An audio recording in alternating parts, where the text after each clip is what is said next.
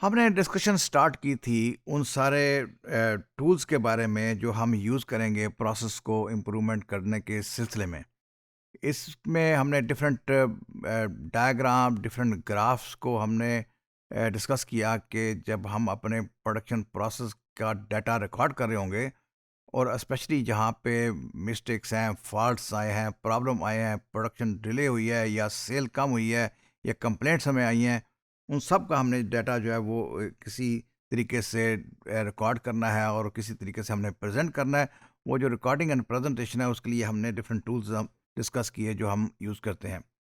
एक और टूल जो हम यूज़ करेंगे for this purpose that is Ishikawa. Ishikawa diagram is, you look at this shape of this Ishikawa diagram, it looks like a fish bone. Fish bone जैसे मछली के bone होती है, and it is like that, like this. That's why we call it as fishbone diagram as well. So fishbone or Ishikawa, see is called as fishbone as well. Fishbone इसलिए कहते हैं कि इसकी शेप जो है वो fishbone से resemble करती है। अच्छा, इसका इस्तेमाल कहाँ पे होगा? जहाँ पे हमने क्वालिटी फेल्योर को रिकॉर्ड करना है from different dimension and at one place. फर्ज करें कि हमारी प्रोडक्ट की क्वालिटी में फॉल्ट आया और फॉल्ट की रीज़न वेरियस है। Reason can B 1 2 3 4 5 6 7 8। So we have various reasons. For reason because of these are the reasons that created some defect, some problem in the product. Now these reasons can be of different nature. This reason can be the machine, reason can be the material, reason can be poor timing, reason can be human being, people who are working, reason can be that method which we are using, or reason can be so many things. So जहाँ पे भी हमारे पास एक से ज़्यादा reason होंगी, जैसे आपने मार्केट में सेल के लिए प्रोडक्ट जब भेजा तो कस्टमर ने डिससेटिस्फैक्शन उसके ऊपर शो की है और डिससेटिस्फैक्शन की डिफरेंट रीज़न हैं। कभी कस्टमर ने प्राइस को वजह बताया, कभी कस्टमर ने कलर को रीज़न बताया, कभी डिज़ाइन को, कभी अवेलेबिलिटी को, कभी उसकी टाइमिंग को, कभी तो वेरियस रीज़न जब आ जाएंगी किसी एक काम की, तो उसके लिए हम ये डायग्राम यूज़ करेंगे which we call as fishbone diagram.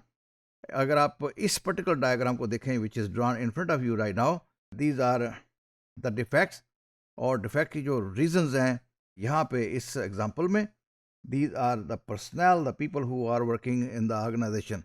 Now personnel people की अब आगे फिर रीज़न है, एंड दो रीजंस आर उनकी शिफ्टों की वजह से। जब लोग शिफ्ट से चेंज करते हैं, प्रोडक्शन स्लो हो जाती है, that can be a reason. Reason can be training, reason can be their qualification और देयर ऑपरेशन।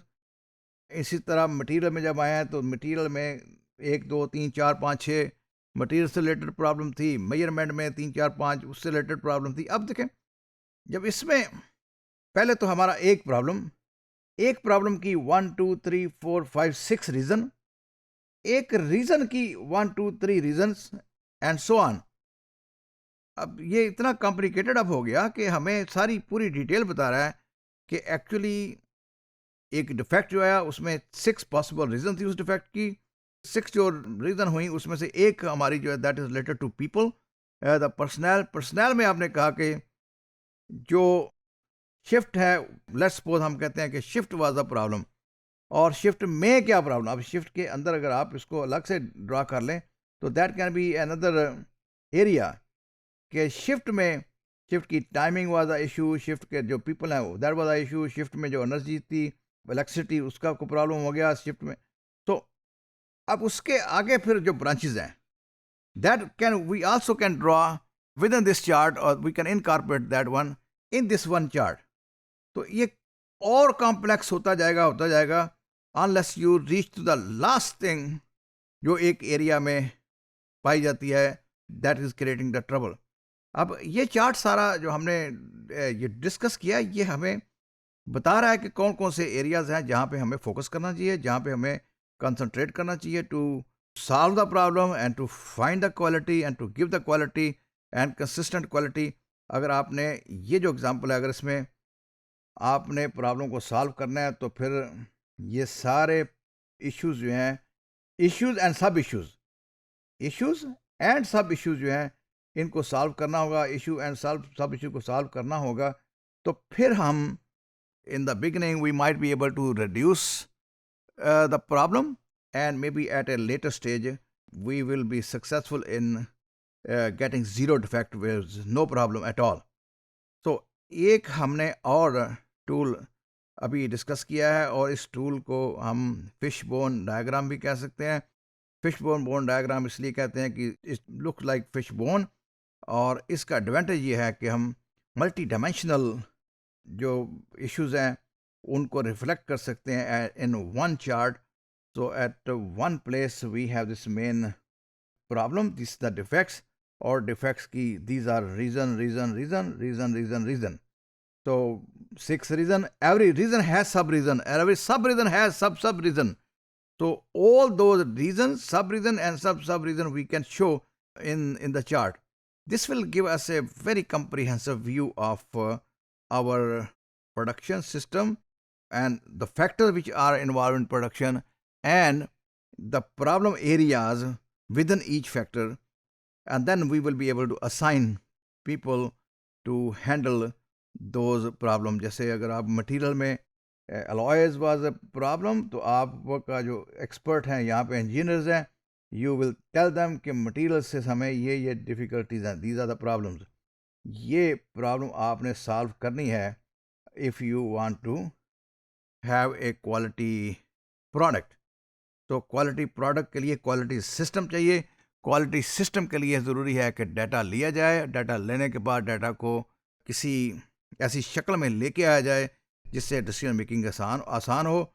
और ये बहुत एक कम्प्रिहेंसिव टूल है जो हमें डायग्नोस्टिक स्टेज पे हेल्प करता है कि we should be able to understand the problem, and after that we will be able to take a decision to solve the problem.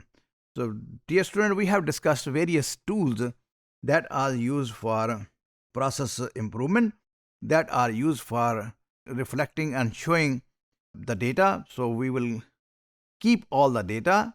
We will show that data in a way that our management can make a picture out of it, make an opinion out of it, and after that they will be able to take a decision out of it. So we have now completed our discussion on process improvement tools.